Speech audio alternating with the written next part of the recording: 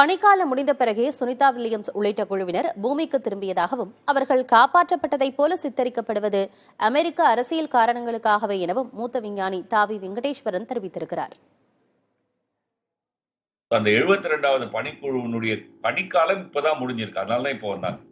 எல்லாரும் நினைக்கிற மாதிரி இங்கேருந்து ஒரு கப்பல் போனதுனால அதுல திரும்பி வந்தாங்கன்னு தப்பு. அவங்க திரும்பி வந்த கப்பல் ஏற்கனவே 6 மாசம் முன்னாடி அங்க போய் அங்கேயேதான் பார்க்கிங்ல இருந்தது.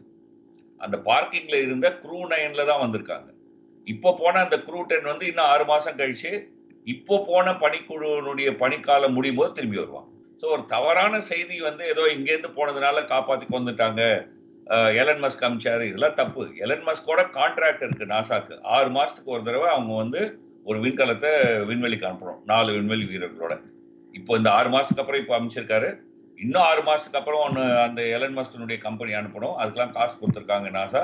6 மாசம் முன்னாடியே அமிச்சாங்க. அதான் க்ரூ 9. ஸோ இது சிறப்பாக அவங்க காப்பாற்றி கொண்டு வருவதற்காக அமிச்சாங்க அப்படின்னு சொல்லலாம். ஒரு அமெரிக்க அரசியல் விஷயம். அங்க நான் தான் இதெல்லாம் காப்பாத்தினேன்னு ட்ரம்ப் சொல்லுவதற்காக எலன் மஸ்கோட சேர்ந்து போட்ட ஒரு விஷயம். அதை நம்ம நாட்டில் பல ஊடகங்கள் தவறாக கருதி அதையும் பயன்படுத்த